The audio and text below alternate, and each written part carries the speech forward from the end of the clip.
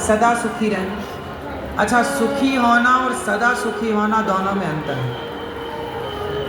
सुखी तो बहुत लोग हैं, पर आज सुखी हैं कल परेशान हैं। तो सदा सुखी रहें, इसके लिए क्या करना चाहिए? सदा सुखी कौन है? अच्छा बताओ, हनुमान जी सदा सुखी हैं कि नहीं? बोलो हाँ कि ना?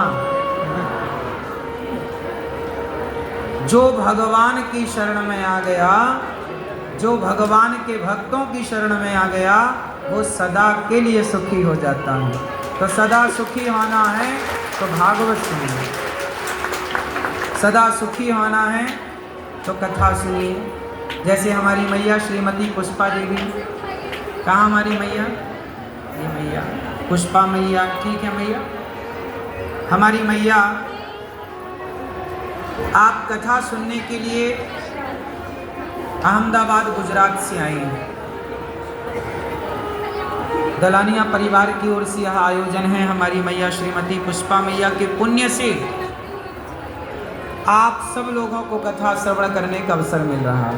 ये मैया का पुण्य है और इनका पुण्य इनके पुत्र श्री तुषार दलानिया जी, हमारे तुषार भैया भी ऐसा बेटा भगवान सबको दे जो अपनी माँ को भागवत सुनाने के लिए लालायित है, जो अपनी माँ को भागवत सुनवाने के लिए सवेरे से शाम तक मेहनत कर रहे हैं। ऐसा बेटा सबको नहीं मिलता मेरी माँ। बड़े पुण्य से अच्छे पुत्र मिलते हैं, बड़े पुण्य से अच्छा परिवार मिलता है। जरूर कोई पुण्य हुआ होगा आपके द्वारा, जिस पुण्य से आपको वृंदावन धाम मिला, भागवत मिली और तुषार भैया जैसा बेटा मिला। और केवल बेटा नहीं, आपका पोता भी बहुत अच्छा है।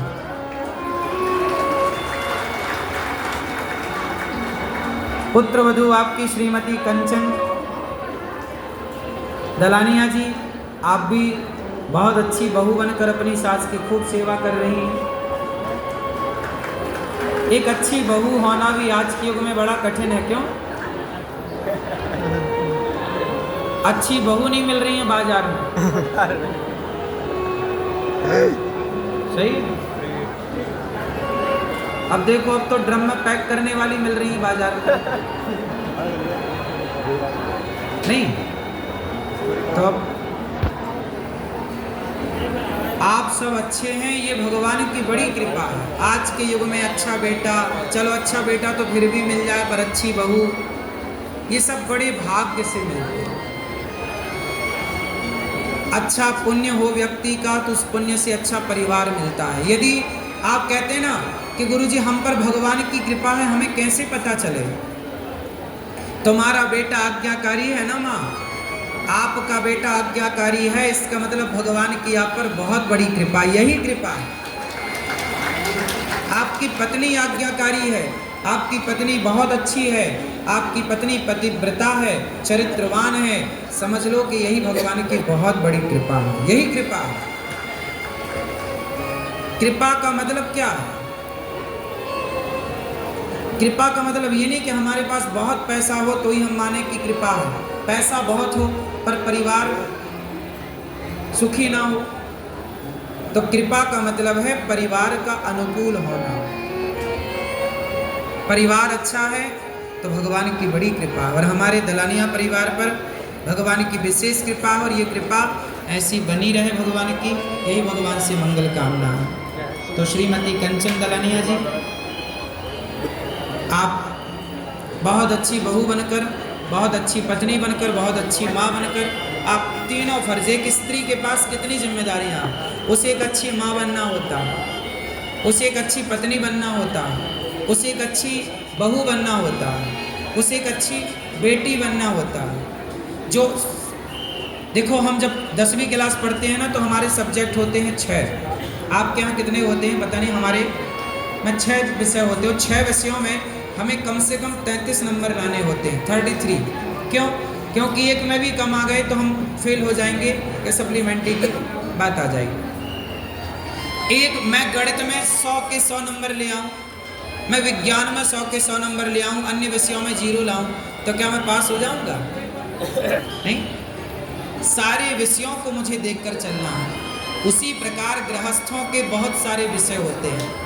आप बहुत अच्छी बेटी बन गई, इससे काम ना होगा। आपने अच्छी बेटी बनकर 33 नंबर पा लिए, लेकिन आपके और भी विषय हैं। आपको अच्छी बहू बनकर भी 33 नंबर लाने हैं, अच्छी पत्नी बनकर भी 33 नंबर लाने हैं। ये हम आप सबके लिए कह रहे हैं। आप सबको अच्छी बहू बनना है, अच्छी माँ बनना है। इतनी अच्छी माँ बनो जैसे जीजाबाई। माँ कैसी? माँ कैसी? शिवाजी की माँ।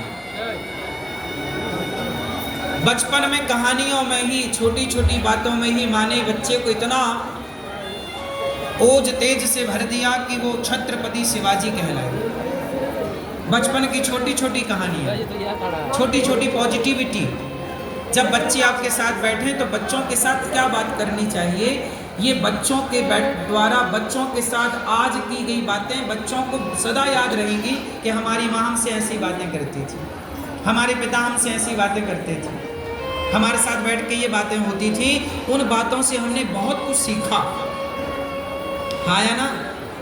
इसलिए एक अच्छी माँ जो अपनी बेटी को बहुत बढ़िया संस्कार दे, जो अपने बेटे को बहुत अच्छा संस्कार दे।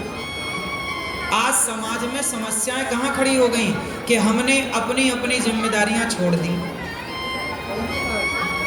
हमने कह दिया वो